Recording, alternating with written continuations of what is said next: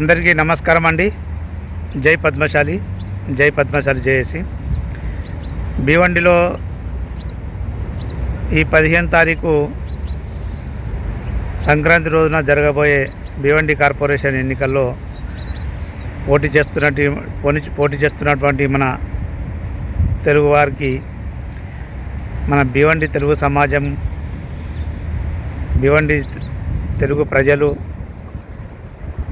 ఎవరైతే మన తెలుగు వాళ్ళు పోటీ చేస్తున్నారో వార్డు మెంబర్గా, వారికి ఈసారి మన ఓటు మనకే అనుకునే విధంగా తప్పకుండా వారికే మీ ఓటు వేసి మన పద్మశాలి సత్తా చాటాలని ప్రతి ఒక్కరికి విజ్ఞప్తి చేస్తూ, చాలా వరకు మన తెలంగాణ నుంచి బతకొచ్చినటువంటి మన పద్మశాలి బిడ్డలు అన్ని రంగాలలో ముందుకు పోతున్న తరుణంలో, అటు తెలంగాణ కానివ్వండి, ఇటు మహారాష్ట్ర కానివ్వండి, పోతే అటు గుజరాత్లో కూడా కానివ్వండి, అంటే ఈ 3 ప్రాంతాల పేరు మనం ఎందుకు చెప్పుకున్నాం అంటే, ఇక్కడ మన తెలుగువారు పాగా వేసి వ్యాపార రంగంలో చాలా ముందున్నారు.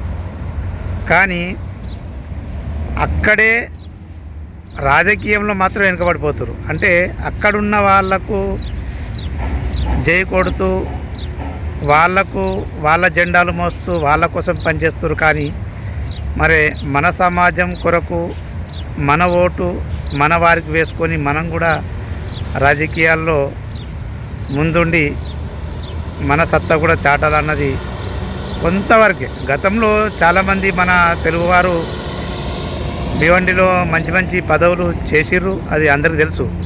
కానీ వారి తరం అయిపోయిన తర్వాత ఇప్పుడున్న తరం మాత్రం అలా జరగడం లేదు.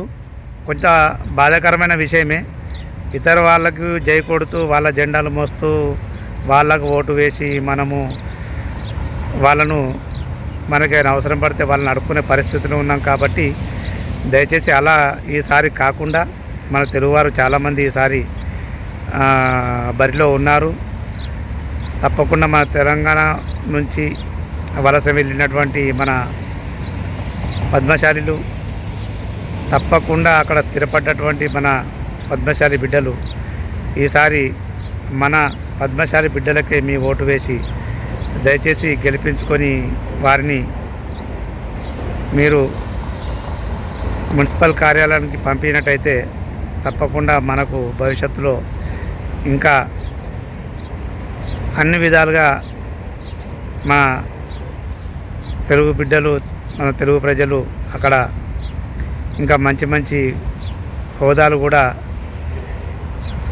నిర్వర్తించే అవకాశం ఉంది. కాబట్టి గతంలో ఏ మాదిరిగా అయితే ఎస్ మల్లేశం కానివ్వండి, దాసి అంబదాస్ కానివ్వండి, కమటం శంకర్ గారు కానివ్వండి, వీళ్ళు మన పద్మశాలిల పేరును వీళ్ళు నిలబెట్టిరు అక్కడ. కానీ దీని తర్వాత లేదు. దీని తర్వాత ఇప్పుడున్న తరంలో వాళ్ళ సమయం అయిపోయిన తర్వాత వచ్చినటువంటి ఈ నాయకులు ఎవరైతే ఉన్నారో ఓన్లీ ఇతరుల జెండాల మోసులుగానే ఉన్నారు. కాబట్టి దయచేసి ఈసారి అలా కాకుండా, ఎలాంటి స్వార్థాలకు పోకుండా వాళ్ళకేంది గెలిపించేది అని డబ్బు మాయలో కానీ, ఇంకా ఇతర విషయాల్లో కానీ